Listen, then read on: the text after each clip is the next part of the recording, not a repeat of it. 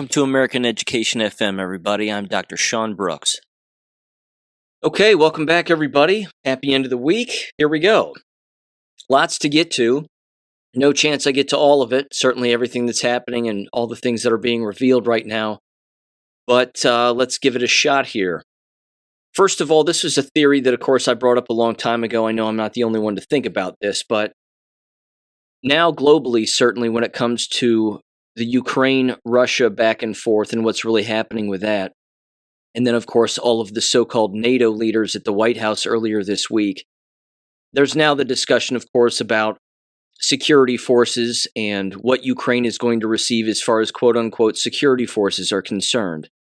We know that Germany wants to give some of their soldiers to Ukraine to provide security, quote-unquote, and the vast majority of the German people don't want it because they fully understand, again, probably what we understand, which is a false flag could kick off, and then before you know it, those very individuals are killed, and then everything is blamed on Russia. And then with the snap of fingers and the stroke of a pen, all of a sudden, Russia has attacked NATO, so to speak, or individuals affiliated with NATO, and then just like that, it's a European versus Russian war. Again, I don't see us sending soldiers over there for any particular reason. If we do, it will be solely to monitor what those other NATO nations are actually doing in that area. I don't think that it's going to be a so-called fighting force of any kind.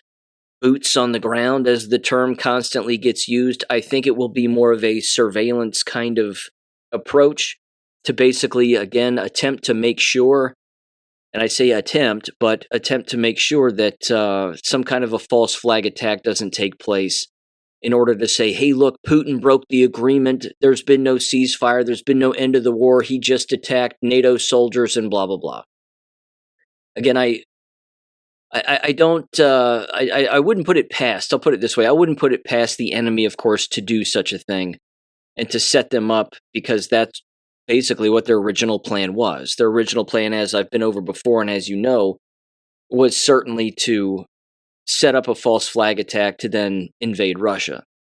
And then, of course, use our forces to do the exact same thing and say, well, you know, their country is so big they could attack the United States anytime they wanted, and if a nuclear war, so to speak, even though I don't think those weapons exist, but if some kind of a very kinetic war took place, then, of course, they would use that justification to pull us into that war. That was certainly, again, part of the plan with Hillary Clinton and certainly John McCain. But I don't know. We'll have to monitor this going forward, but I don't believe for a minute that it's really that we're going to provide quote-unquote security forces to Ukraine. And if we do, again, it may not only be to monitor what those NATO nations are actually doing, but it might be to actually continue to rescue Ukrainians from their own government. That would be a nice thing also. And I would be 100% fine with that because, again, they are the enemy. And their government particularly is the enemy.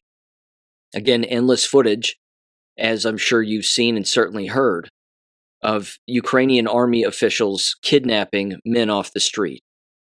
And certainly teenage boys, strong young men, and even older men off of the street, even ripping them away from their families to, again, kidnap them and then throw them into the front lines against their will.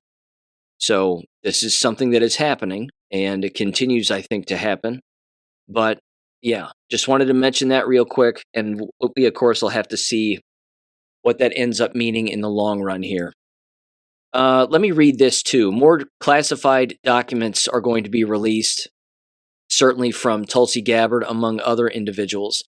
So let me just again kind of read a couple of posts here. First of all, Kash Patel was on Fox News with Larry Kudlow on Larry Kudlow's show the other day. And again, this is part of the slow sort of rollout and normalization of what's been going on here. But this is what Praying Medic News said on the Praying Medic News Telegram channel. It said FBI Director Kash Patel's full segment discussing the grand conspiracy with Larry Kudlow, and it's worth 10 minutes of your time. He summarized it here by saying the following. There's a reason that Kash, Tulsi Gabbard, Ed Martin, and others are all on TV giving interviews about this topic over the past few days.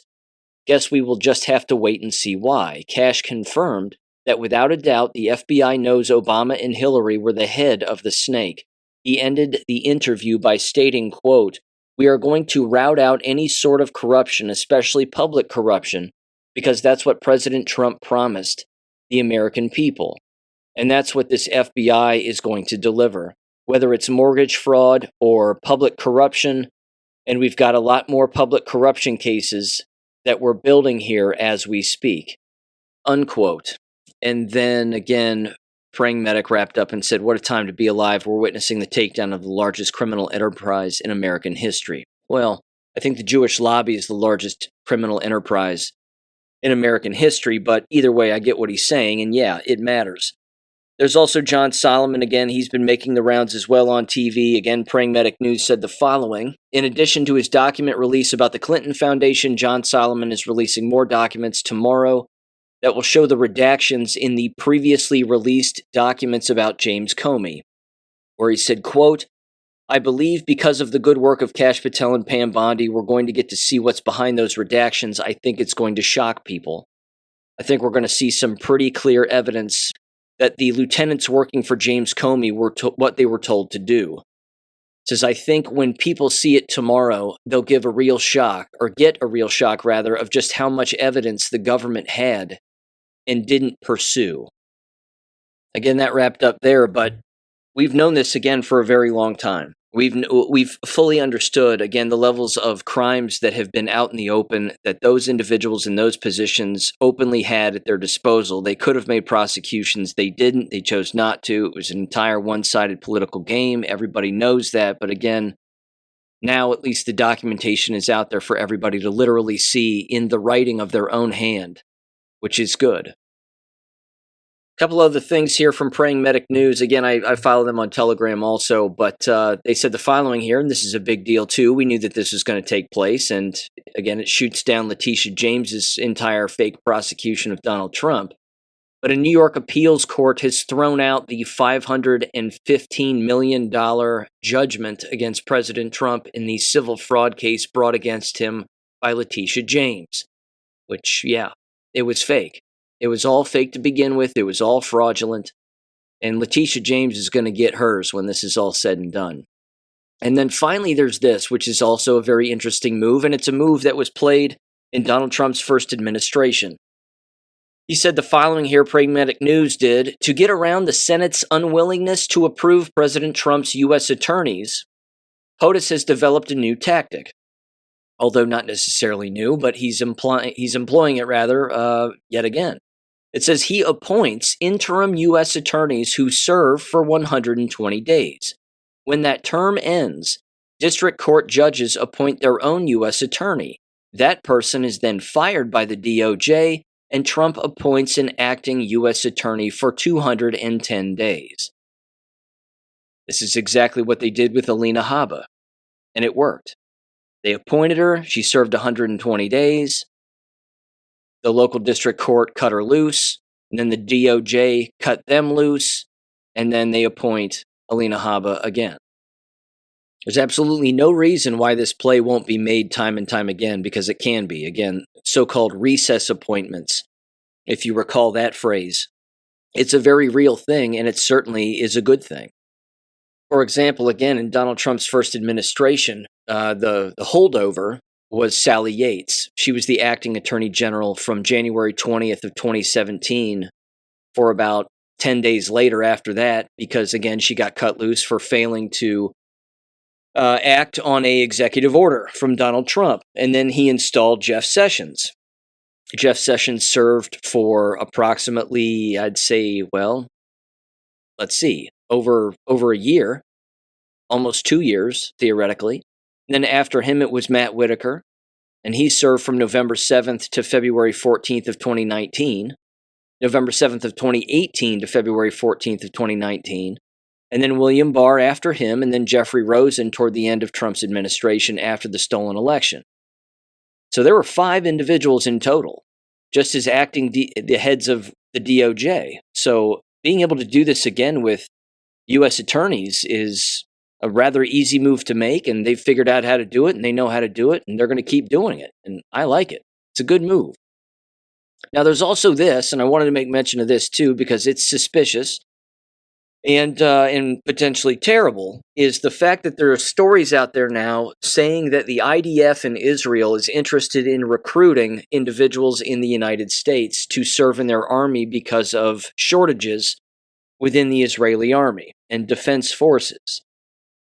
To that, of course, I say absolutely not, unless you're going to just recruit your own who are already over here and you want to take them back to wherever you want them to be. In which case I say, yeah, get them out of the United States. We don't want them here. So again, I can't imagine the United States Army allowing U.S. citizens to serve in the IDF.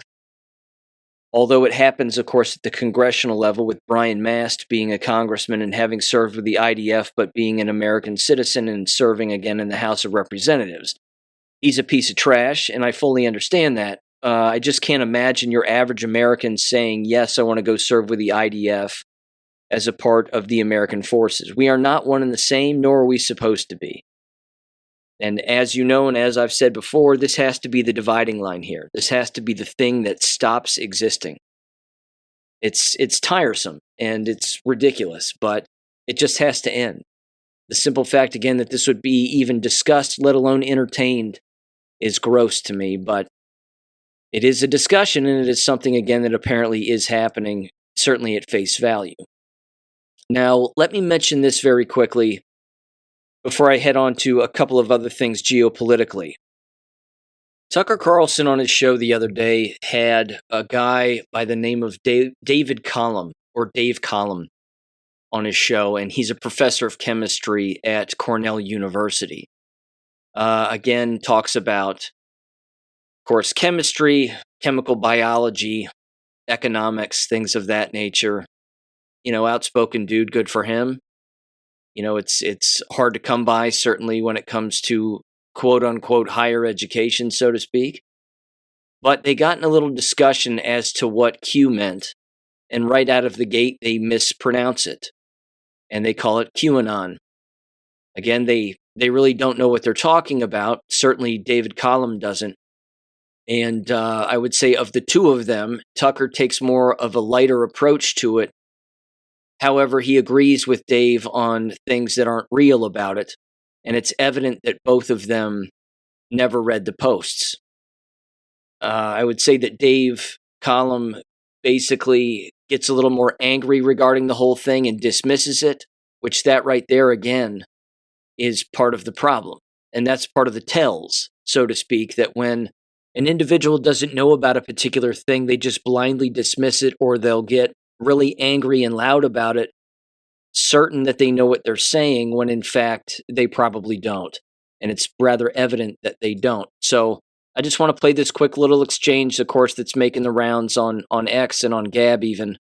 And again, you can hear it in their voices, and they're wrong. I mean, both of them are wrong when it comes to analyzing this. And again, they give themselves away as having never read the post in the first place. So give this a listen in 3, 2, 1. QAnon. Yeah, QAnon. What was QAnon? I don't know. I don't either. I avoid, I'd be listening to something and it would have useful information, and all of a sudden then it would show the whole, and here's Trump and his generals are going to save the world. No, I agree. For Christ's sakes. But I never knew anything about QAnon. I never paid any attention at all. I have a good friend who I really admire, is much smarter than I am, who, because he is smarter than I am, took like a year to look into QAnon. What did he get? I don't fully understand it, but here's what I understand is that, some of the predictions in QAnon came true. I mean, it's a sophisticated thing. It's not just... Oh, I think it's a bunch of ex-spooks. For sure. It's not a, bunch of college kids on 4chan or whatever they claim it was. These are guys who are probably pissed that the system went bad. It was the point of it, and it's unclear, who's behind it. I have some theories, but people I know actually, but I don't know if they're true. But what is obvious to me is that it's a control mechanism, trying to siphon off some of that energy and move it in a siphoning off the energy. That's less dangerous direction. Right. Focus on Wuhan. Right. Focus on the lab in Wuhan. That's siphoning. It's all American politics. Like, Have a race war. Leave us alone as we loot your country. That's right. There's a meme out there. There's a joke where the king and his right hand man, his chief of staff, are looking at the angry townspeople. Some have pitchforks and some have torches. And the king says, "Don't you have to worry? You just convince the guys with the pitchforks are the enemies of the guys with the torches." Again, here's the giveaway. And it's a dead giveaway, and you can pick it up with just about anybody. Anytime a person starts off a conversation by saying, I never read this, I never looked into it, I don't know what this is, but, and then they start to give you certainty on their opinion about what it is. I mean, it's amazing to me how the human mind actually operates, is that those two individuals, as old as they are and as so-called experienced as they are, they don't even hear themselves. They don't even hear themselves talk. They're openly admitting again that they don't know what it is. They didn't follow it. They didn't pay attention to it. They read some posts, allegedly, so Dave said anyway. And then they go on to describe what they actually think that it is. You don't get to say what you think what it is if you never even paid attention to it in the first place. That would be like asking somebody, do you know what a brick wall looks like?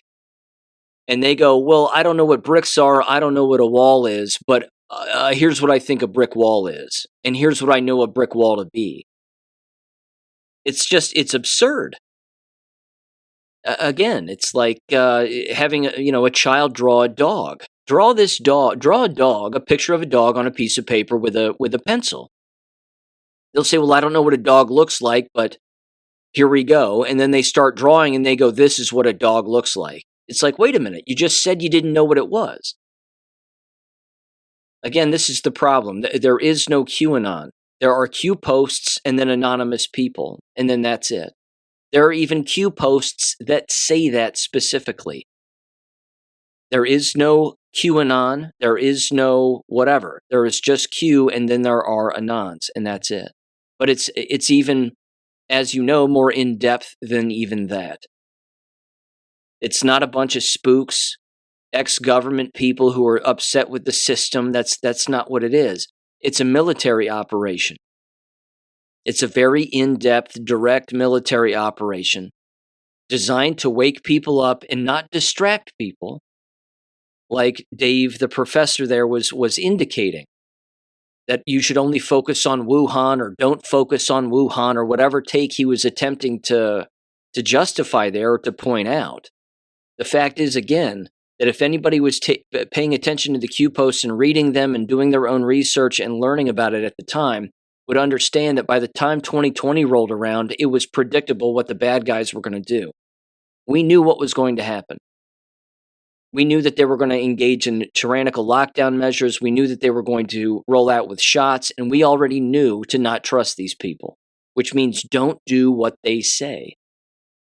Don't behave the way that they want you to behave. Now, we already knew that, but again, lots of other people didn't. 80-some-odd% of the population, at least so some individuals would lead people to believe, again, took the shots and wore the mask and fell in line, among numerous other things, believe that Joe Biden won the 2020 election, and so on and so on. But again, this is the problem when there's no serious conversation about what it was, what it still is, and how it's still relevant. It's used again to dismiss these kinds of conversations, which is too bad, because the conversation about what it is, what it was, and what it remains, and again still is far more interesting and far more historic than just blowing it off as being a couple of semi-truthful posts about things that actually came true, written by a couple of ex-government guys who are upset with the system. That's downplaying it to the point of total ignorance. And yeah, it's fascinating how, again, people don't ask more questions about it, nor want to learn, nor understand that the information is out there for them to learn anytime they want. But again, they're not interested. They just blow it off. which again is just too bad in my opinion. I think it's just far too bad. So again, if you're interested in downloading it for your own records, there is a free PDF of every single Q drop, interpretations, abbreviations, definitions of all of that. It's over 1,000-page long PDF, and it's available again in the description below of each episode here. So feel free and click on that, download it for free, and share it with people you want if you want to. And again, keep it for your archives. You can even share that link with anybody because, again, it's on a Proton drive link. So it's such a large file, of course, that it allows anybody, again, to just copy and paste that link and send it to whomever you want, basically, and then they can just download it straight from that site. So there you go.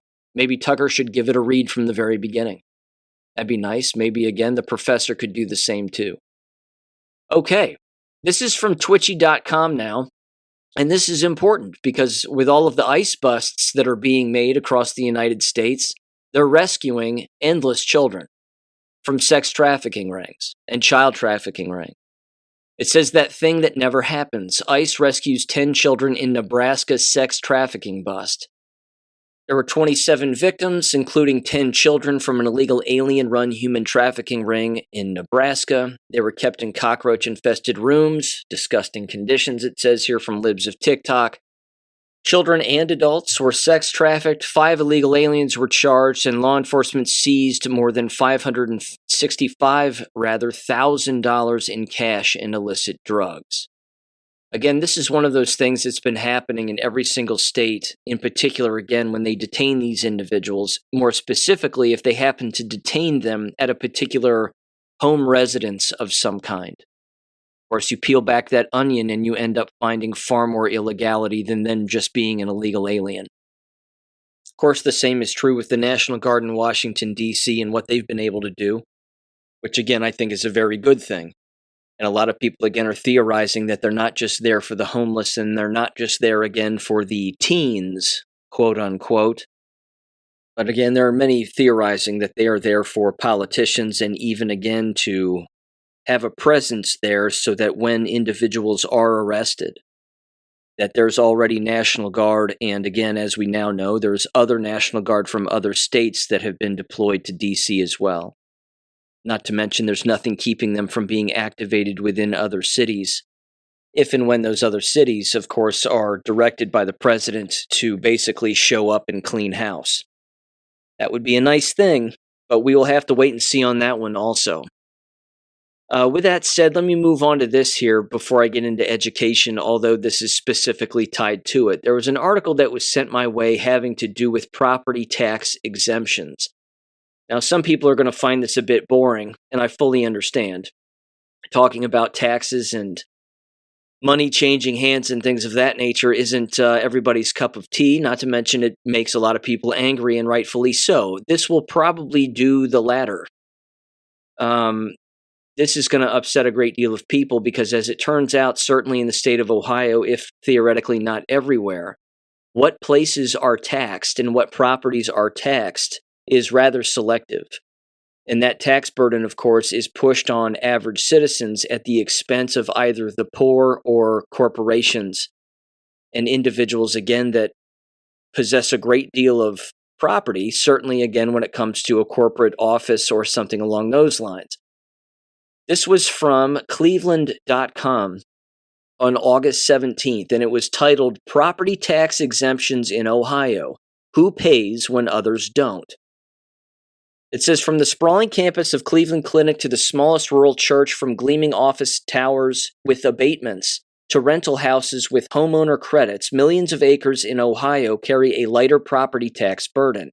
These aren't accidents. They're policy choices. Some tax reductions are made for good reasons, to spur development, lower energy bills, build better hospitals, or provide social services when government can't or won't. It says, but every time we choose to tax one entity less, the cost of running our schools, libraries, or local governments shifts to those still paying full freight. It says, in theory, the International Association of Assessing Officials says subsidies, quote, encourage publicly desired objectives, unquote. In practice, Ohio's exemptions and abatements have kept nearly $90 billion worth of property off the tax rolls. It says it's a trade-off worth debating as homeowners face rising bills. Who deserves a tax break and who should pay the price when they get one? It says that here's the total tab. It says in 2024, the Ohio Department of Taxation calculated the taxable value of real property statewide at $470 billion. About 17% of that, roughly $89 billion, was exempt from taxation. 2 decades earlier, 14% of Ohio's property value was exempt. That increase may sound small, but if today's exempt share had stayed at the 2004 level, Ohio would be collecting taxes on nearly $15 billion worth of property. It says, quote, some property tax exemptions make sense, but their explosive growth these past few decades is difficult to justify, says Senator Bill Blessing, a Cincinnati area Republican. And here's a chart here. It says Ohio property tax exemptions by category. Abatements make up $26.63 billion. Local governments, $11.77 billion. Public schools, $10.75 billion. Nonprofits, $10.21 billion. State property is $8.19 billion. Churches, $5.52 billion. Private schools, $4.22 billion. Federal government, $1.898 billion. Parks, $1.098 billion, and other, along with cemeteries and monuments, make up approximately $3637 billion. It says Ohio is also a home rule state, which means some exemptions like tax abatements for new development are decided locally. Others are simply a matter of circumstance. Franklin County, home of the state capital, Columbus, holds nearly half of the value of all state-owned property in Ohio. None of it gets taxed. Yet, its buildings occupy some of the most valuable real estate in the county. That helps explain why Franklin tops the list for exempt property with 29% of its taxable value off the rolls. Cuyahoga County comes in at 19%. Cleveland, of course, above the state average, but still less than Hamilton County, Cincinnati, 26%. It says statewide abatements make up the largest single category of exempt property. These are local government agreements to reduce property taxes for a set period to spur development. And it says in 2024, Cuyahoga County had about $2 billion worth of property in abatement. Franklin County had $7.9 billion, but Vinton, Noble, and Adams County had none. It says business and industry discounts. Not all property tax breaks for businesses come in the form of abatements. Some are baked into state law. One of the biggest breaks in Ohio's non-business credit, also called the rollback. The state covers 10% of the taxes owned on most agricultural or residential property. It goes on and says the idea was to give homeowners a little relief. But landlords and national rental companies qualify because those properties are residential, not commercial. It goes on here, it says apartment owners are condoing out their apartments and then renting out the condo so that they can get the discount, Blessing said. Blessing has pushed his GOP colleagues for years to rewrite these rules, but says they don't want to raise taxes on investors. He thinks the roughly $300 million tab Ohio picks up for landlords and national rental companies would be better spent helping people who live in their houses. Another break goes to power plants.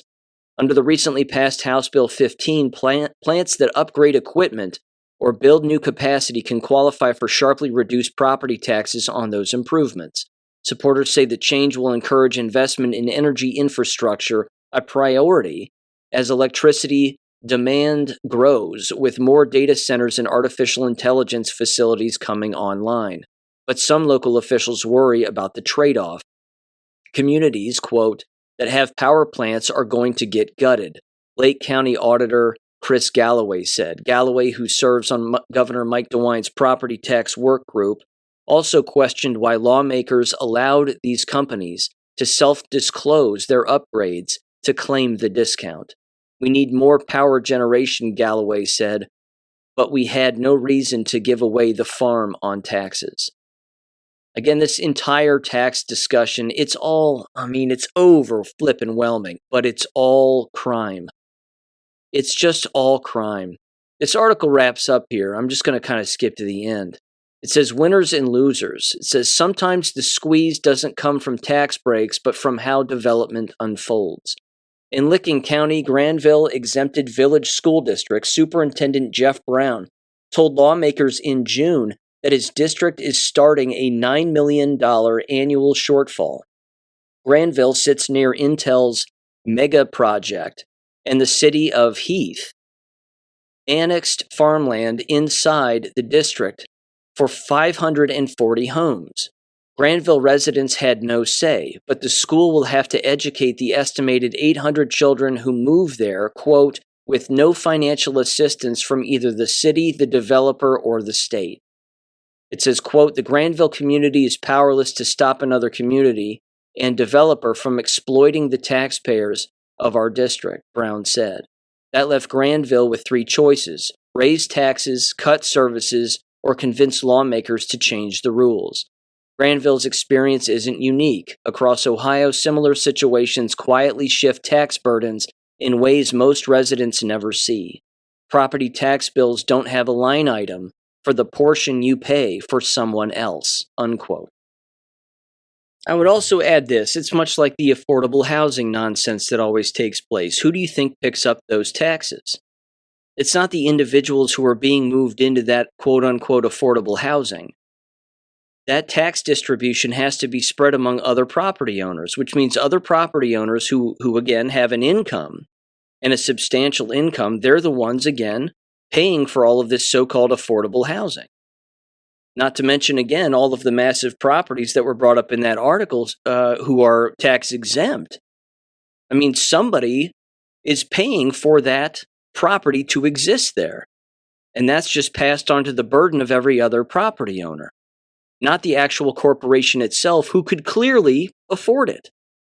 Not to mention, again, government buildings and government property. It's just nuts. This is why, again, every single school district is downhill from this shitstorm, because there's nothing that can possibly stop schools from wanting tax levies and then, of course, never getting them. And they shouldn't get them. If everybody else, again, is tightening their belt, then school districts have to do the exact same thing. But again, thank God now in Ohio, school districts are only legally allowed to attempt a single tax levy for their school district once. And if it fails, then they have to try a different kind of levy. And if that different kind of levy fails, which it should, then they can't use that kind of levy ever again in the future either, which means eventually they're going to run out of options, which means their district will never be able to put levies on the ballot ever again. That's a good thing. It's about exhausting a way of taxing property owners and income makers to then fund local school districts. But then, of course, they just yell at government because that's the only thing they know how to do. School districts don't like looking in the mirror to solve their own problems. But then again, neither does government by and large either. Again, this is exactly why every single school district in the United States needs to be doged. Every single one of them. Anybody taking over for a school district and taking over as a superintendent and replacing a treasurer and getting rid of all of the old riffraff, that old crusty riffraff, you have to get rid of all of them in these school districts, and you have to be ethical and doge your school district. You need to go through every single line item, every single purchase order, show the people what's been wasteful, what's been spent, and then how you're never going to do that again. As you've heard me say before, the local school district in the town where I live just got done spending over $500,000 on not just a new football field, new turf, a new brand new re-turfing with that rubber bullshit, but they just got done approving a vote for at least $500,000 for new lighting. That's $1 million down the tube for something that shouldn't cost, well, hardly anything. Again, these football fields, many of them are still grass. It's just good old-fashioned dirt and fertilized grass. And there's nothing wrong with that. Well, they land harder and it hurts more. Well, then don't play football. It's that simple. This isn't difficult. And again, back in the day, local people used to take care of the fields because they had the equipment. And paying them, I might add, is far cheaper than $500,000. You get a team together. Again, they show up on a weekend morning or whatever after school during a couple of weekdays. They mow the grass, they fertilize it, make it look nice, get it ready for whatever, bread and circus activity is going to take place on a Friday or a Saturday, and then you're off and running. This is not some multi-million-dollar thing that needs to happen among school districts, and that right there is one of the things where they can tighten the belt anytime they choose. But they say, well, no one does it that way anymore, so we can't do it that way anymore. Well, if someone jumped off a cliff, would you follow them? And the answer, as far as the school district is concerned, and school districts across America are concerned, is yes. That's exactly what they do, because they do it all the time. Let me give you another example. And this is, again, one of these examples that is now ubiquitous and becoming so across the entire United States. The simple fact I even have to mention this makes my whole body hurt. It has to do with these cell phone pouches called Yonder Pouches. Have you heard of this? Yondr. Now, Yonder is clearly European or Swedish, if I had to take a guess. It is, I believe. Anyway, here's what it says on Yonder's website, which, by the way, I should mention this too. This is one of those examples where it's tailored directly for school districts because on the website they don't tell you how much it costs. They want you to get in touch with them so that you can give them more of your personal information, where you live, how many students are in your district, what role you have within the district. And then again, they talk with you back and forth on what the pouches cost and what the magnetic device costs and the whole thing. So let me describe again the Yonder pouches just kind of quickly. They're basically Faraday cages where you slide your cell phone into it, and then there's a magnetic device that keeps it closed, and only the Yonder magnetic device can allegedly open it. And they become these magnet stands that exist at the entryway of schools, so that you pull out your Yonder case, you stick your cell phone in it, you close it, and then you have the magnet basically suck it closed permanently until you start to leave the building, and then you put your Yonder pouch on top of the magnet again, and then it unloads and opens your Yonder case, and then you can pull your cell phone out and use it again. I mean, for the love of all that's holy, this is complete and utter social engineering and mind control and body control in a way that is just unimaginable. I would go so far as to say it's worse than just having them have their cell phones turned off and in their bag. But again, you're imprisoning their cell phone. You're putting a cell around their cell phone, which is hilarious because it's doubling down on a lack of social control. It's doubling down on a lack of personal control. In essence, what you're doing really by participating in this whole cell phone packet, Yonder pouch, you can't talk on your cell phone or look at your cell phone at any point in the day kind of thing, is you're basically reinforcing a secondary social control activity and normalizing another social control activity to justify you using another social control activity. Does that make sense? It's like, it's like human manipulation squared. You're just doubling down by doing the same thing again. And as I stated earlier and was going to finish that thought, which I don't finish thoughts from time to time, but it basically, again, on their website, they don't tell you how much it costs, which means you have to use an AI system or a search engine to look up what it costs because they don't want to tell you on their website. So as it turns out, these Yonder pouches are approximately $30 a piece, which again, who's paying for that? School districts are, which means very specifically, If a high school approximately has, your average American high school might have 1,000 students, give or take. If they have 1,000, I mean, hell, even middle schools have 1,000 students depending on the size, and high schools can have even more than that. So let's just use 1,000 students as an example, and we'll say it's just one school. One school, not a district, that's of course going to be way more, but one school, 1,000 students for $30 a student. That's $30,000, 30 grand for one school to have these Yonder pouches, and then of course set up the entire magnet pole thing that gets associated with it. That again allows them to lock up the pouch and then unlock the pouch at the end of the day. This is such a bad idea, not just from a monetary standpoint because of the amount of money that would be wasted. Again, you're talking about at least upwards of $90,000, if not $100,000 for these Yonder pouches. And again, that would be for, well, hell, that would be for a school district that has 3 high schools, let alone middle schools. That's not even counting them. So you're talking well over $120,000, if not way more than that, for middle schools and high schools combined just within one district. Again, no one wastes money like American education, and nobody is more socially engineered to waste money like American education. Like I said before, 20 years ago, they fell for the cell phone lie and that cell phone experiment, and it blew up in their face.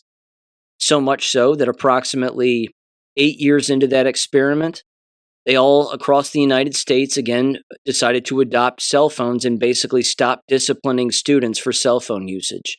And then all hell broke loose. But they invited the problem in to begin with, by not setting up policy, by not having the foresight to look into the future and then openly say, this is going to be a problem. We need to have rules and policy in place that has them turned off and has them in their own bags.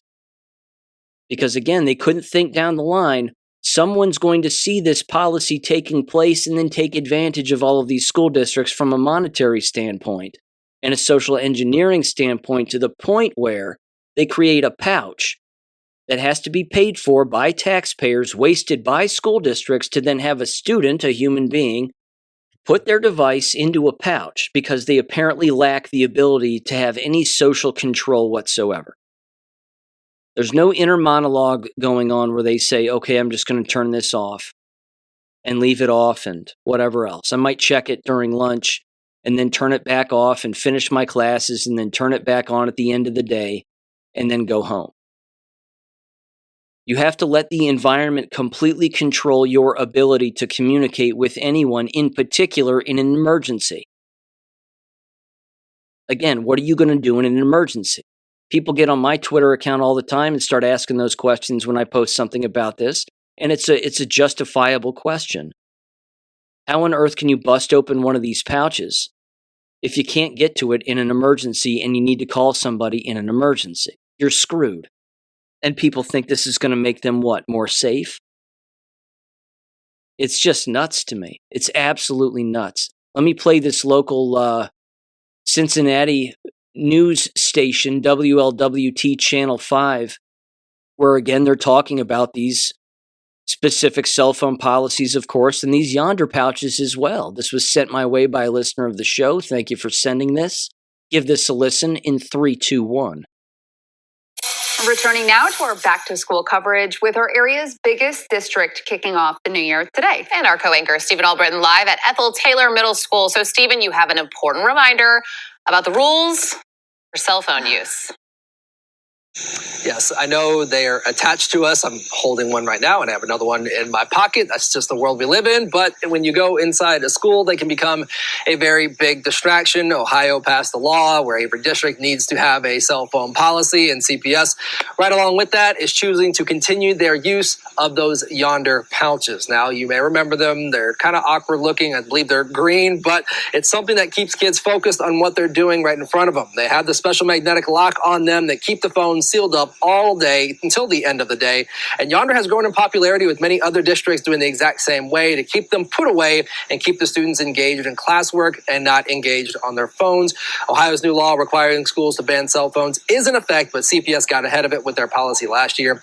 The superintendent says the pouches have helped improve grades, attendance, and in-class behavior. 3 very good things. Now, she says, while the kids obviously probably don't like the policy, they like to have their communication device right next there to them, their focus must be on the curriculum for the 2025-26 school year and getting off on the right foot. Now, Megan, I believe you said in my last hit that the first day of school is the best day of school. Let's go with second day. The last day is pretty good, too. Let's be honest there. Reporting live from Ethel Taylor, Stephen Albritton, WLWT News 5. Here's the thing, Stephen. Things are shiny and bright, and I love new. Sure. And then I get bored. So for me, it's preference. The first day of school. By the last day, she's already halfway out the door. Summer? She's ready for summer. Stephen, thank you so much. Yikes. Apparently it's crazy town at the old Cincinnati news desk. Anyway, with that aside, again, I view it as being insulting to the human race only because, again, you're socially engineering minors into believing that government is a good control mechanism, that corporations are a good control mechanism, that you can't think for yourself or practice any self-control whatsoever because you're just this mindless robot, and when shiny things are put in front of you, you have to use them. And once we tell you what to use, then you really need to use them and you don't have a choice. It's slavery. Again, the irony of a cell for a cell phone, a prison cell for your cell phone, is absolutely hilarious. And I understand, again, the cell phone implies that it is a cell, a prison, so to speak, for a human being, that they're attached to it all the time, constantly looking at it. They get a thought, grab their phone, look something up fast, and then whatever else. Again, tie in artificial intelligence to all of that and everything, but it's social engineering. That's the bottom line. It would have been so easy back in the day, 20 some odd years ago, to create a policy that just said, turn it off, keep it away. If we hear it go off, you'll be disciplined. Most people don't want to be disciplined within school environments. They would rather avoid that. But again, as we know, people break the rules and break regulation and policy just because again, they don't even care. So then expel them. Well, why were they expelled? Excessive cell phone use. They aren't following the policy. Goodbye. And then you tell everybody that. So-and-so isn't here anymore. Do you know why? Because they were breaking the rules. They weren't following the policy, and now they're gone. And then you just look at everybody else and you say, you can be gone too. But again, this is not, it's not really a learning environment. That's the whole point. You're learning government behavior. You're learning social engineering by being the experiment within that environment, as the social engineering experiment themselves, as people. It's wasteful spending. It's mind control, and I just think that it's awful. But again, that's my 2 cents. I could be wrong. There's also this, again, which is kind of funny, and I gotta read this. This was sent to me by Cicely in New Mexico. I think Kevin Sorbo put this out. This is a particular Reddit post that was made a few days ago, a couple of weeks ago, and this is on a Reddit thread titled Teachers. And it said the following here: it's over. That's how it was titled. It says teacher support and or advice under that particular section. And it said, quote, started in service today at my school. It has happened. We had slides directing us that we have to hang the 10 commandments in our classroom by Thursday. In addition, anti-communism texts have been added to our history curriculum, and our school district cannot sponsor any student clubs based on gender identity or sexual orientation, as well as we cannot call students by any names but the names on their birth certificate. This is fucking shameful, man, unquote. It's just too funny. It's too funny. They're told to do something that's wholesome objective and simple, and they can't do it. They can't do it because their leftist brains have been manipulated their entire lives into believing that the profession is about politics and their own personal beliefs, and it isn't. Again, you're talking about multiple levels of social engineering and brainwashing here. It's absolutely remarkable. Here's another one. Again, same Reddit thread. Maybe I should join Reddit and get on this thread just to read these posts because they're highly entertaining. Clearly all leftist whack jobs. This was posted a little while ago, and it said, let's see, it was titled the following: Pride flag on my desk didn't even survive until the first day of school. I hate what we've become. This was categorized, again, under the Reddit thread teachers. And it said the following, quote, my tiny pride flag, the only LGBTQ item in my room, didn't even make it to the first day of school before someone complained. The principal told me to take it down, despite being the GSA advisor and having a flag like this on my desk for the last 10 years. Well, you're insane then. They wrapped up and said, at the end of last year, all of the safe space stickers I worked so hard to get teachers around the school to adopt came down, and now this. It's enough to make me want to quit before the year has even started, unquote. I have to tell you, I just find it remarkable that when the shoe is on the other foot, the screaming and the shouting and everything else, again, it happens again on the so-called left side of the political paradigm here. But it's beyond embarrassing for these people, and I love it. It's very, very funny. Again, what they don't know, those on the left, is that individuals on the right are also socially manipulating the school environment. And it's not always to be beneficial. This is what they can't comprehend. They believe in the left-right paradigm, when really it's a gray area at 40,000 feet above both of those sides of the political aisle where the answer really exists. But they're incapable of viewing it that way. You take down a rainbow sticker, they start losing their minds. Imagine what would happen again if something really serious occurred. Like they, got a popped tire, or ran their car off the road accidentally into a ditch. Or, anything else. I mean, how would they react then? But if you take a rainbow sticker off of something, all hell breaks loose. This should tell people, again, that they got into the profession for the wrong reasons.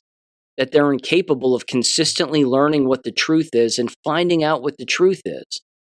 And as I've said it a million times before, and I'll keep saying it, you stop being an effective educator the very moment that you stop being a student. If you stop seeking out what the truth is about the real world we live in, it's that moment when you cease being an effective educator, period. And unfortunately, when that gap of time happens or that particular habit starts to take hold, that's when feelings set in. And then before you know it, you're operating on feelings instead of facts, and then you're being socially manipulated by social engineers on television, radio, etc., to again amplify your feelings instead of looking for facts and investigating and asking questions and connecting dots. These are not things that your average school teacher can do. They just can't. Just like that piece of audio I played in the last episode. In the last episode, those teachers in that audio clip who are no longer in the profession are hands down the most awake among the bunch. Because many who are still in, and it's not all of them, but many of them who are still in the business, certainly the vast majority, are dead asleep.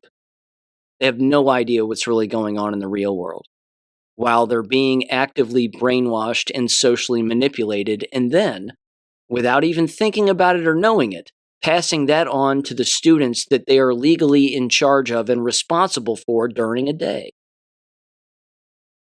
It's so detrimental to so many people. Blows me away. Absolutely horrible. Okay. Now, speaking of all of that kind of wrapped up into this, I wanted to make mention of this story because this is making the rounds too, certainly this week. And I don't think I commented on it previously, but this was from Fox News, and it was titled, Rubio's State Department yanks more than 6,000 student visas due to assault, burglary, support for terrorism. Now, of course, the subtitle directly points to pro-Palestinian protests. Here's the problem, and here's what's interesting about this. It says about 4,000 visas alone have been revoked due to these visitors breaking the law while visiting our country, including records of assault and DUIs. And it says roughly 6,000 visas were pulled were primarily due to visa overstays or encounters with the law, including assault, DUI, burglary, and support for terrorism, the State Department told Fox News Digital. What's interesting is this. Getting the list of the names of the people that are on these lists of visas, student visas that have been revoked, is probably going to be next to impossible. I would like to find a way to figure that out. Because frankly, if I had to take a guess, I would say at least 1/3 are Jewish. But see, news outlets aren't going to tell you that. They're going to paint it as being, of course, individuals who were anti-Semitic, quote unquote. And yet I've played audio here on the show and given you names of numerous individuals who, again, were openly engaging in these protests and vandalism and burglary and even, again, I would say deep state clandestine activities in order to stir up all of that division that was existing with those protests back after the October 7th false flag nonsense. That all of that, again, was a perfect example of social engineering from a human standpoint, and certainly using younger populations to engage in that social engineering, proving yet again that those university environments, that's what they do. I mean, they do it all of the time, and they do it for fun. That's where you learn to engage in social engineering and be a product of it, of course, and be the victim of it. But they're never going to release the names. They're just going to let the media paint it as, well, these must be all Muslim terrorists. No. I guarantee they're not. Again, I would venture to guess that at least 1/3 are of Jewish lineage and are of Jewish bloodline. No doubt about it. And again, even if their visas haven't quote unquote been revoked, maybe they've just been told to go home. Just go home. We have you on footage. We're going to put you in prison. We're going to put you in jail because we caught you breaking the law, but now you just need to go home. Again, I wouldn't put it past them that they'd be cutting them a break to some extent, which is unfortunate because they shouldn't cut them a break, regardless of who it is and who it is that's breaking the law. They should be, again, thrown in jail, and yeah, their visas should be revoked. But if they broke the law, they should do time first or pay the fine or whatever the penalty would be. But then, yes, they should be deported after that. But I would just say this, again, don't let the media trick you into believing that all of these are just Muslim students. I'm certain that plenty of them are, but they're not all of them. Many of them are, in fact, Jewish. But it's the media, again, that is run by the Jewish lobby that wants people to believe that it's all just quote-unquote Palestinian or Middle Eastern Muslims. And those are the only ones being deported. That's impossible. There's no way that that's the case. And yes, I would love them to release the names, but as we know, they're not going to do that because, well, it's the Jewish lobby and they protect their own. And they have to keep a particular narrative going because, after all, it's called tell a vision. They have to tell everybody their vision of what they want you to believe, even though that's not the real thing that's actually happening. Two final things here. First of all, make sure and check out the AmericanClassroom.substack.com if you are interested. On Friday morning is going to be a new Substack article titled AI is Project Looking Glass. I decided to put that particular theory of mine, and I'm probably not the only one who's come up with it. But anyway, I haven't heard it anywhere else. I mentioned it on Dangerous Info Podcast with Jesse James and Outcast last time I was on, and we briefly discussed that. But it's been a theory of mine for a little while, and I decided to put it on greatawakening.win, having a feeling that it would generate some discussion, and it did. It ended up getting something like 186 upvotes and a bunch of comments. So what I do is I take the post that I mentioned on greatawakening.win, along with, again, another explanation of its past and what I think artificial intelligence really is here. And at the exact same time, you get to read the different comments and discussions that the other people posting and responding to my post ended up saying, which is kind of interesting. And there's some embedded videos in there as well, and then a summary of mine at the end. But again, feel free and bounce over to theamericanclassroom.substack.com and check that out. And I want to thank all the people who subscribe to that as well, whether they be free or paid. I greatly appreciate it. Again, all my content is free, but I appreciate the monetary compensation as well, without a doubt. So I'll end with this. This is kind of a neat meme that I came across a while back, and I've put it on Gab and I put it on X, but I wanted to read it here on the show. Certainly a major health benefit here. As we all know, sunlight is the best disinfectant, literally and metaphorically. But again, its benefits are endless when it comes to, again, empowering our body and keeping us strong and keeping us healthy. And as it turns out, different times of the day allow for different chemical releases to occur inside of the body when we are outside and we are in the sun. So there's a nice little breakdown of this, and here's what it says. From 6 a.m. to 10 a.m., it's referred to as sunrise activation. This is where cortisol spikes, and you, of course, wake up and are more alert. Sunlight triggers serotonin, which of course, regulates your mood and motivation. And then the best time for hydration is within that 6 a.m. to 10 a.m. time. So your body reabsorbs water. And it says get 10 to 20 minutes of sun exposure between that time, between 6 a.m. and 10 a.m. And then from 10 a.m. to 2 p.m., this is peak energy and focus. Your serotonin speaks. Your mental clarity and digestion increase, and your body temperature rises. It says, eat your biggest meal here to optimize digestion. And I certainly do. That's good to know. It goes on here. It says, from 2 p.m. to 6 p.m., wind down begins. Your body starts producing melatonin precursors, your cardiovascular peaks, and you start slowing down your caffeine intake. Or start slowing it down anyway. And then it says from 6 p.m. to 10 p.m., your melatonin rises. Blue light blocks melatonin, mood stabilizes, and your body starts to cool down, and then your digestion slows. And then from 10 p.m. to 2 a.m. is deep repair time.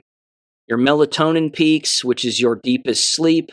Your cellular repair increases, which of course leads to detox, and then growth hormone is also released. It says being asleep during this window is vital.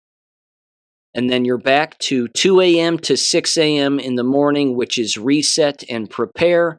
This is where your body temperature is the lowest. Your cortisol begins to rise before awakening. And your rapid eye movement dream state increases between 2 a.m. and 6 a.m. And then it says aim for a consistent wake-up time. So there you have it. Again, we are directly connected to the sun on purpose because it was God's creation just like we are. Thank you, ladies and gentlemen, for listening as always. Have a great weekend. Make sure and check out that Substack if you're interested and move it along if you are interested. And I will catch you on Monday. Peace. Thank you for listening to American Education FM. Make sure and check out AmericanEducationFM.com for more information. Take care and God bless.